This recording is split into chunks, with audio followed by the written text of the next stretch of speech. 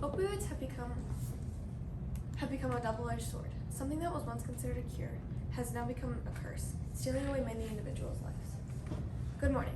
My name is Reagan Osland, and today I will be talking to you about opioid usage in the United States. The research question: what was the most common cause of opioid use that led to deaths in the United States during the late 20th century to early 21st century allows a deeper dive into what the most common cause of opioid usage really was. The possible causes of this that I have decided to discuss today are peer pressure, medical overuse, and curiosity. I have decided to argue that medical prescription has seen to be the most common cause. Thomas Stewart, an American lawyer, says, non-medical use of prescription pain medication has increased among young adults ages 18 to 25. More people initiated the use of prescription pain medications in 2004 than began to use drugs such as marijuana or cocaine. Often, these drugs are relatively easy to obtain, are viewed as safer than illegal drugs, and are less shameful to use. Although prescription pain medications are from the same drug class as heroin, the difficulty of diagnosis of abuse and dependence on them is increased because of their legitimate use. Opioids are a frequent misconception. Because these medications are prescribed, they are often viewed as less shameful to use than the drugs such as cocaine. Over 2 million Americans abused narcotics during the time of the epidemic. Considering this, opioid overdoses increased from 21,000 in 2010 to 42,000 in 2013. While oxycodone is the most prescribed opioid, this is because it is proved to be the most effective and strong opioid that is approved to treat pain. The static high in communication with the relief of the pain leads to these medications being just as addictive as a drug such as marijuana. Opioids can lead to the brain producing fewer of its own neurotransmitters, which can result in experiencing less pleasure in general day-to-day life than you once did. It can also lead to strong bonds in the brain that trigger the desire to achieve a high, which decreases in its intensity over time, causing a person to prioritize and repeat these activities over healthier ones. Considering this, once users feel the relief that these drugs can bring, the itch to continue often overcomes the drive to achieve. These medications trigger the body into relaxation, sending an immediate response to the brain. Because of this, the body is able to trick itself into believing that these feelings that these medications allow their body to endure are not possible to achieve without them. As seen in graphs A and in graph D, in 2013, opioids were more commonly used than a drug such as heroin, and opioid overdoses are higher in rates than homicide. This allows the perspective that opioid impacts are commonly overlooked because narcotic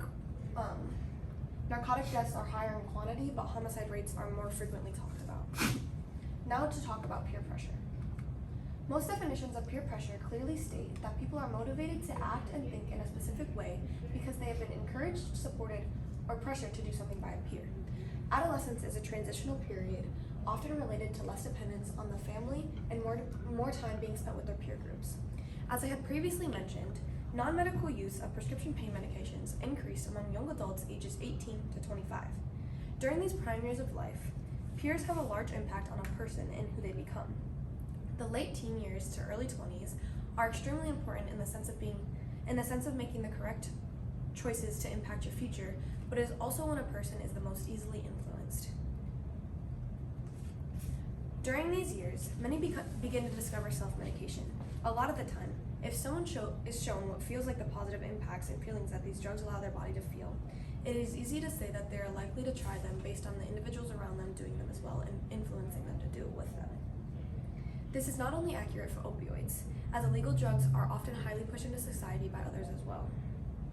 Peer pressure is often an overused concept, as it can range from convincing someone to cheat on a school assignment to persuading someone to commit a serious crime. Peer pressure inevitably comes down to one's own morality and if they are able to turn down the urge to fall into a hole based on their surroundings. Knowing this, peer pressure becomes an invalid explanation of being the most common cause of opioid overdose and usage because in the end, is peer pressure a force or is it a decision? Another questionable perspective on what may cause a person to become addicted to opioids is curiosity. In a way, curiosity ties into peer pressure in the sense of being influenced. Curiosity can be contagious in both a negative and a positive way. In this specific situation, curiosity would be considered to be bleak. However, curiosity comes from within, not from society. This allows it to be its own entity. The College Board stimulus, Through the Tunnel, discusses a little boy and his keenness to be like a group of kids that he saw cliff jumping. The stimulus states, to be with them, of them, was a craving that filled his entire body. This is curiosity rather than peer pressure because the boys did not try to convince him to jump with them, nor did they really even come in contact with him. The word curiosity does not have an unambiguous meaning, more so a contradicting one. Curiosity can be used as an excuse in many cases, but in this specific situation, these wonders do not reach the height of painkillers and are often sought through drugs such as marijuana or cocaine. Despite the fact that curiosity can be a cause of opioid usage, the way that curiosity ties into peer pressure allows an easier elimination of either of these being the most frequently seen cause of opioid usage. The slim number of people who try a narcotic and become addicted based on their own wonders do not come close to comparison to the numbers seen through opioid overprescription. Understanding all of this information, it can be said that the most frequent cause of opioid use and addiction is by medical prescription. Luckily, over time, doctors have been limited to giving patients a maximum of 5 days worth of these narcotics, and that is only in the most severe cases. In most cases, however, patients are given around 3 days worth of medications for their pain due to the addictive tendencies that these medications can bring. As the years went on and death rates continued to spike, repercussions of opioids overdose were noticed, causing society to step back and find solutions. These solutions led to the lessening of opioid overdoses due to narcotics, all inclusive from the early 1990s to when the opioid epidemic first began, to 2010 when the second spike came, to the third in 2013. America has found that death rates can be limited based on the decrease given by medical prescription due to this being the biggest cause. Thank you. Do you have any questions? Yeah. I assume there's people clapping. All right, 2 questions for you. First up, what evidence did you gather that you didn't use, and why didn't you use it? I actually found very reliable sources very fast with this topic. So I was able to gather enough information, and I used most of my sources that I found right off the bat. Okay. And then, what advice would you have for other people that want to talk about this topic?